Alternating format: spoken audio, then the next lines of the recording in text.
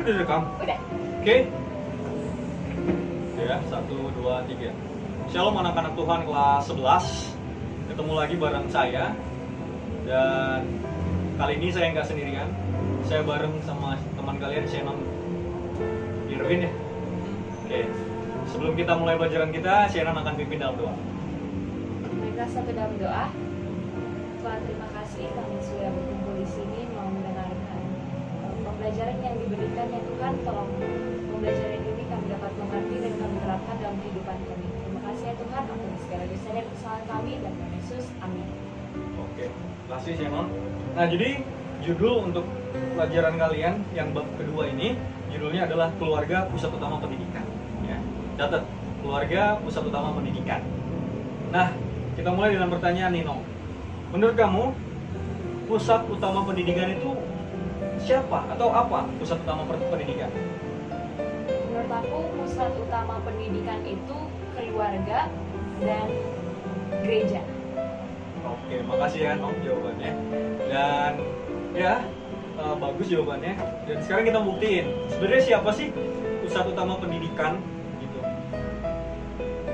Coba kita lihat dan kamu baca ini Alkitabnya, Ulangan 6 ayat yang ke 6 sampai 7 itu.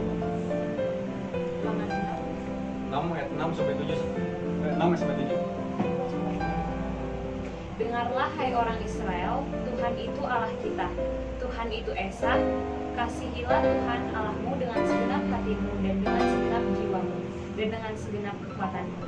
Apa yang kuperintahkan kepadamu pada hari ini haruslah engkau perhatikan. Coba lanjut aja. Haruslah engkau mengajarkannya berulang-ulang kepada anak-anakmu dan membicarakannya apabila engkau duduk di rumahmu, apabila engkau sedang dalam perjalanan, apabila engkau berbaring, dan apabila engkau bangun. Oke, makasih.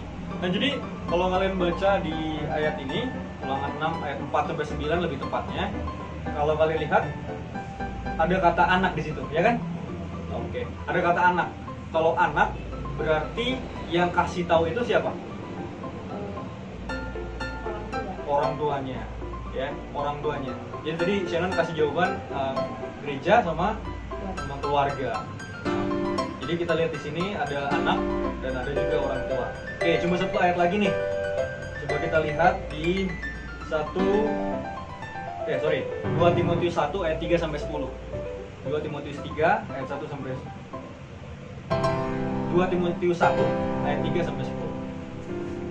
Yang saya membaca ayat 5 aja coba. Sebab aku teringat akan imanmu yang tulus ikhlas, yaitu iman yang pertama-tama hidup di dalam nenekmu Lois dan di dalam ibumu Eunike, dan yang aku yakin hidup juga di dalam dirimu. Oke, jadi ada 3 nama nih sebenarnya yang ditulis di kitab Timotius ini. Ada Timotius, ada siapa lagi tadi? Lois sama Eunike. Jadi neneknya siapa? Neneknya Lois, terus dia punya anak perempuan namanya Eunike, terus dia punya anak laki-laki namanya Timotius. Jadi Timotius ini sebenarnya dia tuh orang Yunani, bukan orang Yahudi. Tapi dia punya keturunan dari mamanya, dia adalah orang Yahudi. Nah, jadi kalau misal udah kawin campur begini, berarti udah beda agama dong. Tapi karena orang tuanya kasih pendidikan mengenai Tuhan, makanya dia jadi kenal sama Tuhan. Bukan sekolah kan? Bukan sekolah. Jadi banyak orang nih beranggapan, bahkan orang tua zaman modern ini menganggap bahwa yang menjadi tempat pendidikan itu adalah sekolah. Ya, banyak orang tua menganggap bahwa sekolah itu tempat pendidikan. Makanya sekolah itu sering juga dianggap sebagai tempat penitipan anak dong. Pernah nggak mikir kayak gitu? Enggak sih ya. Tapi ada juga yang menganggap gitu. Kalau misalnya udah dikasih anaknya ke sekolah, udah pasti dididik sama orang guru. Jadi kalau anaknya bandel, yang diserang siapa? Sekolah. Padahal nggak bisa seperti itu. Dari survei yang saya baca, pola pikir karakter anak 10% dari semua kehidupannya untuk sekolah hanya 10%. Ya. Sedangkan untuk rumah tangga justru 60%. Berarti lebih besar kan? Iya. lebih besar ke rumah tangga. Kalau gitu sir, yang 30%-nya itu gimana? 30% itu bisa lingkungan, bisa nonton, pokoknya yang lain-lain. Artinya kita lihat di sini sekolah itu kecil sebenarnya, hanya 10% pengaruhnya ke orang ke siswa. Jadi kalau kita menganggap bahwa sekolah itu adalah tempat untuk membentuk kamu, jadinya kamu dititipkan sehingga kalau ada apa-apa dengan kamu sekolah yang disalahkan, itu adalah pemikiran yang salah. Gitu. Nah, terus kenapa kita belajar coba? Padahal kamu kan bukan orang tua. Iya, kamu kan bukan orang tua. Terus kenapa kita harus belajar ini? Nah, tadi di bab yang pertama saya bilang ada 2 dimensi. Karena kita akan jadi orang tua. Iya. Karena kalian akan jadi orang tua dan kalian jadi seorang anak, berarti kalian harus pikirkan 2 hal itu. Jadi kalian tidak bisa salahkan bahwa saya itu jadi bandel gara-gara sekolah. Dan yang kedua, kalian tidak bisa beranggapan bahwa ketika kalian sudah jadi orang tua, kalian tidak bisa beranggapan bahwa sekolah lah yang punya tanggung jawab paling full. Sehingga kalau ada apa-apa, yang disalahin jadinya sekolah gitu.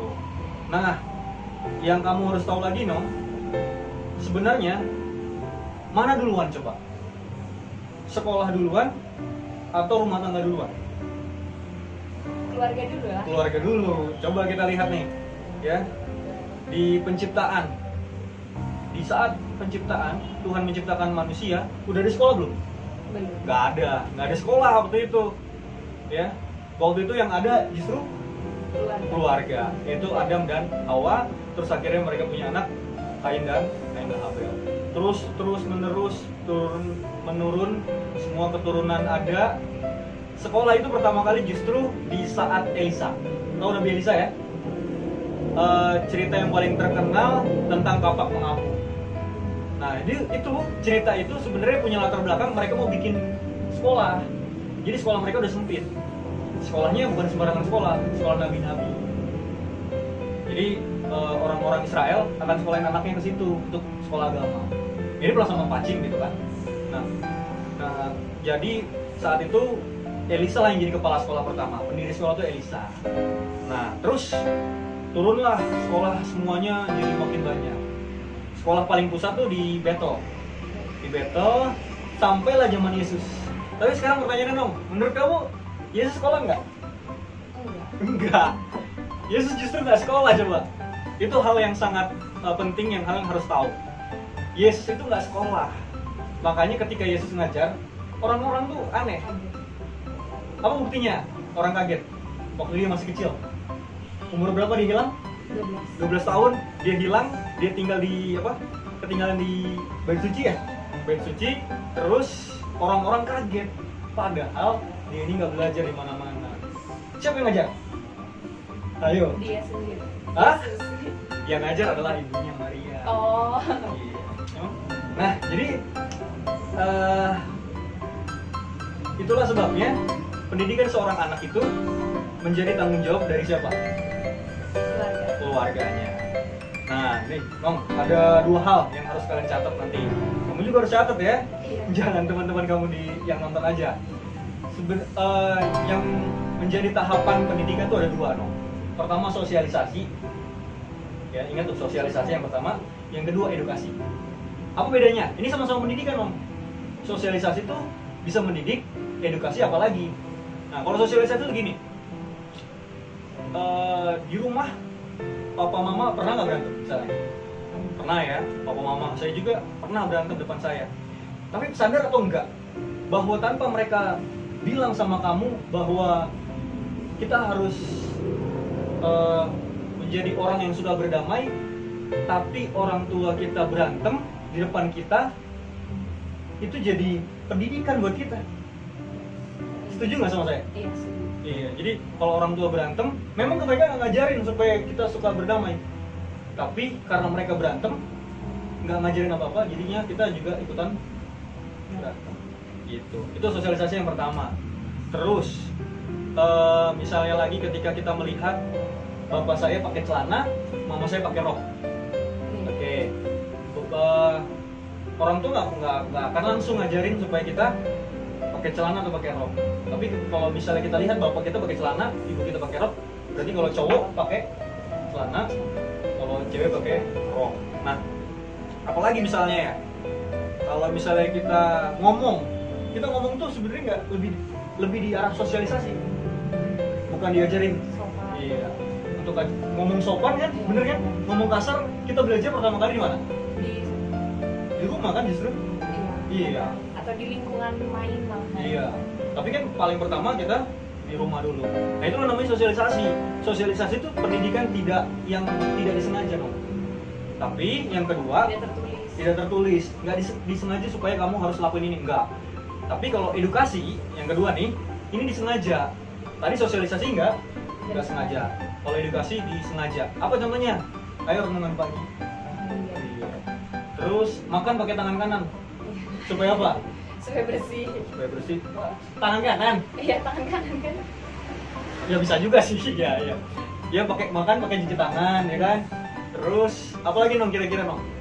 Yang sengaja dikasih tahu sama orang tua gitu. Tidur siang supaya badan sehat, tidur cukup. Apalagi kira-kira? Jangan lupa minum air putih. Iya, banyak minum supaya sehat. Tidur tepat waktu. Belajar, ya kan? Renungan pagi, renungan malam. Itu sengaja. Itu namanya edukasi, no.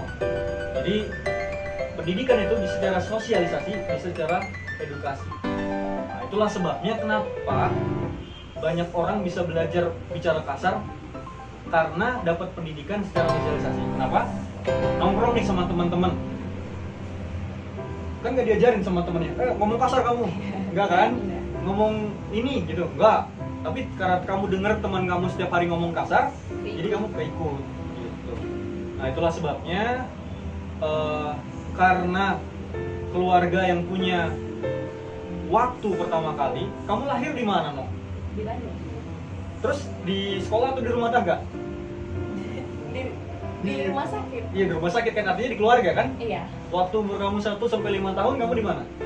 Di rumah kan? Sama keluarga, bukan sama sekolah dong.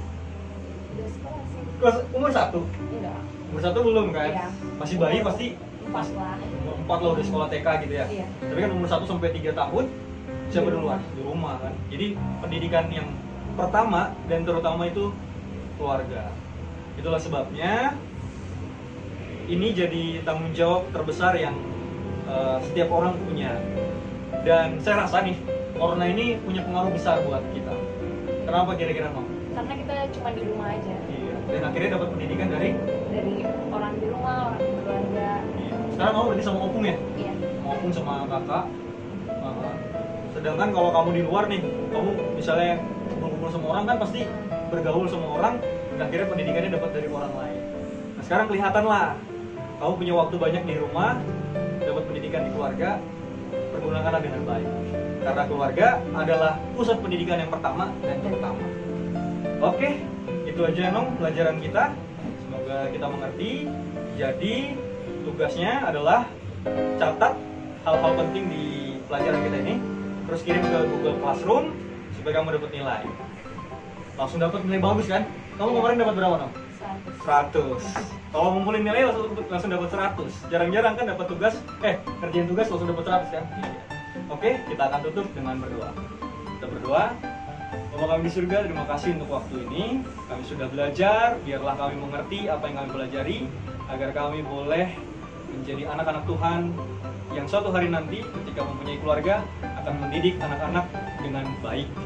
Karena keluarga adalah tempat pertama dan terutama untuk mendidik seorang anak. Terima kasih Tuhan, dalam nama Yesus kami berdoa. Amin.